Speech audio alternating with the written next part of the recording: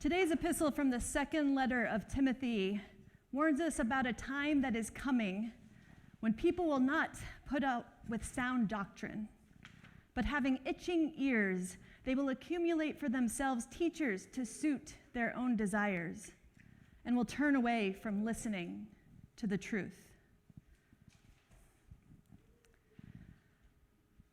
I take my role as your teacher very seriously.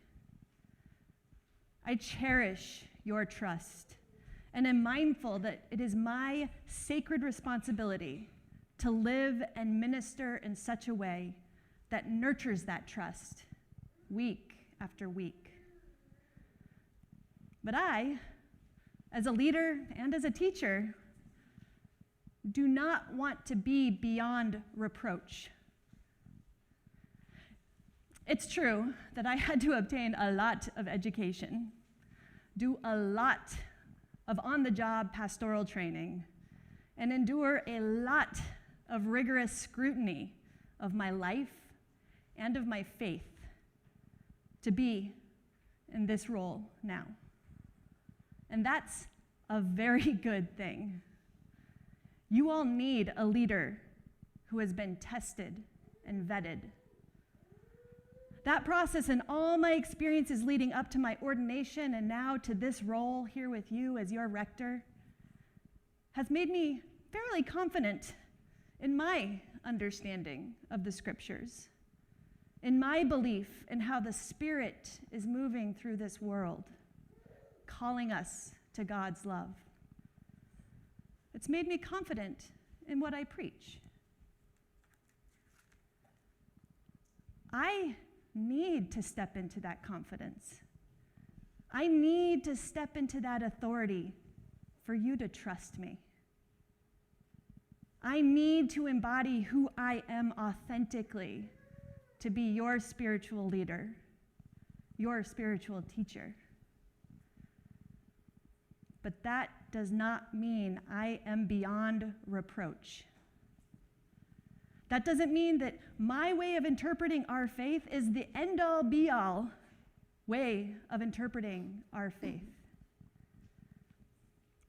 If something I preach makes you uncomfortable, it's up to you to discern whether it's because God is calling you to live and move in a different way that might feel scary or daunting, or if it's because it's actually rubbing against your own authentic experience of faith. That's up to you to discern. Either is an excellent reason to come talk to me, and my door is always open. Jack agrees.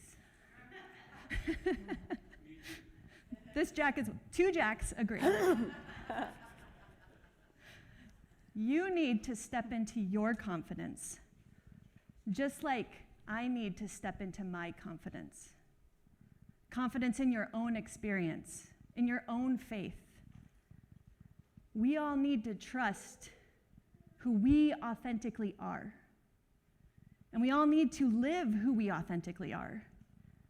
Because fully embodying who we are is how we are most faithful to how God created us. And if you remember from Genesis, everything God created, God called good. I solemnly urge you, this letter to Timothy says, proclaim the message. Be persistent whether the time is favorable or unfavorable. Convince, rebuke, and encourage with the utmost patience in teaching. We are all teachers because the way you live your life is a lesson to all who witness you. I'm going to say that again. The way you live is a lesson to all who witness you. Will you do the hard thing in the face of injustice, even though it might feel uncomfortable? Even though it might require sacrifice?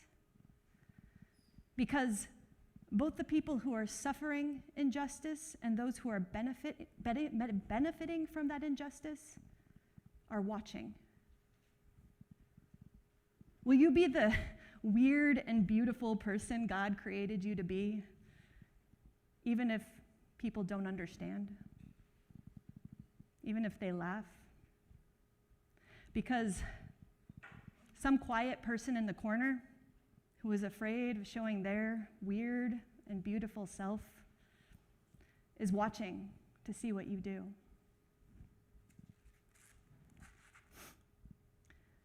And I know each of us has been that person in the corner, that person watching to see what someone else does.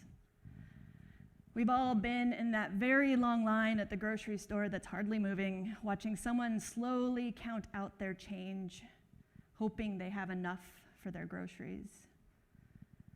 We look around to see who's fuming or who's got those caring, sympathetic eyes. And we're ready to take our cue. I've been that closeted gay kid in the 90s, watching how people respond to two men holding hands down the street. The way you live is a lesson to all who witness you.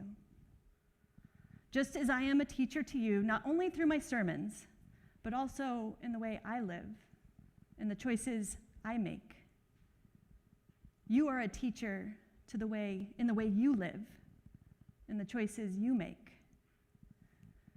A teacher to your children, to your coworkers, to your neighbors, to strangers at the grocery store. We get to practice embodying how God made us right here in this St. Luke's community. The folks you see around you in person or on Zoom or in our ministry team meetings, they're our practice partners. We get to practice making choices according to how God is calling us, even when those choices are hard. We get to practice being vulnerable, being honest, even when it's a little uncomfortable, with each other in this place. We can practice here because we know we are loved in this community. We know there is grace in this St. Luke's community. Or at least I really hope that's how you experience this place. And if you don't feel safe here, I hope you'll tell me. Or if not me, then our senior warden, who actually happens to be an acolyte this morning. Or anyone on our vestry.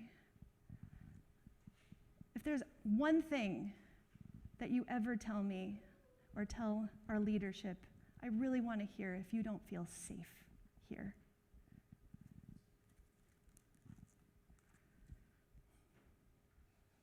More than anything, I hope St. Luke's is a place where you feel empowered to be who you are, to become who God made you to be, and to practice stepping into your faith even when it's challenging, even when it's uncomfortable, so that you can leave this place feeling confident in the ways your life is a lesson in God's love for all who witness you. Amen.